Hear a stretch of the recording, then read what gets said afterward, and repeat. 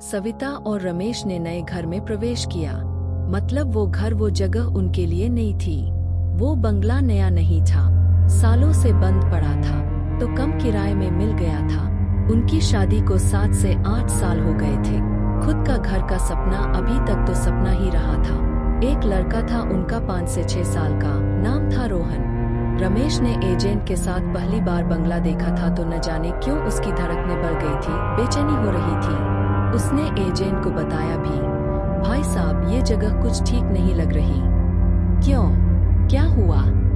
पता नहीं, पर अजीब सी बेचैनी हो रही है, दिल बैठा जा रहा है। सर क्या बात कर रहे हो, इससे बढ़िया जगह आपको कहीं नहीं मिलेगी, वो भी इतने कम किराए में। वैसे भी आप कहाँ रहते हो? यही नजदीक हमारा गांव है। शादी होकर 7 से 8 साल हो गए। वो घर तो छोटा ही है, एडजस्ट करने में प्रॉब्लम होती है।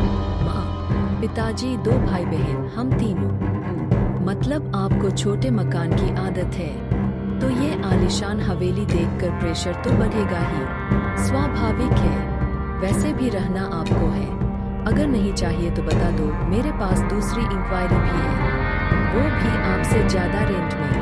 आपको पहले बोला था इसलिए। नहीं नहीं, वैसा कुछ नहीं, मेरा फाइनल ही है। रमेश हड़बड़ाए। ठीक है तो फिर पैसे दे दीजिए तो मानो, वरना।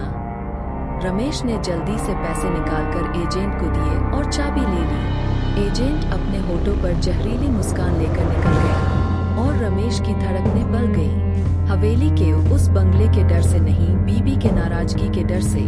पैसे तो मैंने दे दिए, लेकिन अगर सविता ने मना कर दिया तो? वैसे पहले से ही नाराज है। बड़ा घर तो क्या, मैं तो पापा जितना घर भी नहीं ले सका। अब क्या करे? वो जैसे तैसे उस हवेली से, उस बंगले से बाहर आए। लॉक लगाते वक्त जो भाव मन में उठ रहे थे वो अजीब थे। पता नहीं उसे क्यों गौरवान्वित महसूस हो रहा था, जैसे जो चाहता था वो मिल गया हो। कुछ हासिल करने का गौरव, कुछ पाने का गौरव, जैसे कोई ख्वाहिश पूरी हुई हो। वो जल्दी से घर गया और सविता के कान में फुसफुसाया, तो सविता के आंखों में चमक आ गई। चले अभी। क्यों, क्या प्रॉब्लम है?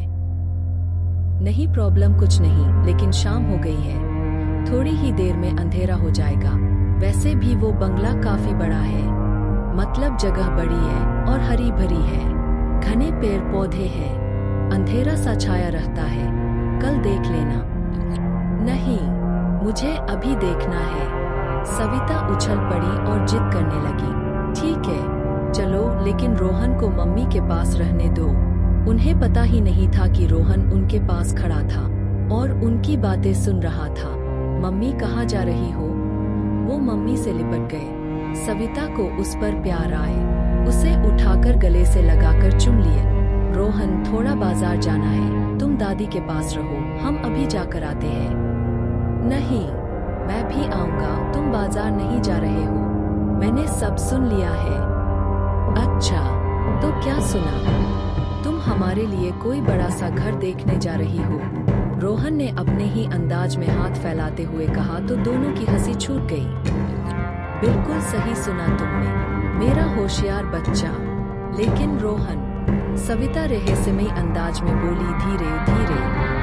जहाँ जा रहे हैं न वो बड़ा सा घर है, बड़े बड़े पेड़ हैं, वो अंधेरे में ऐसे हाथ फैलाकर हमें बुलाते हैं, डराते हैं। तुम डर गए तो? मैं नहीं डरता, तुम डर गई तो?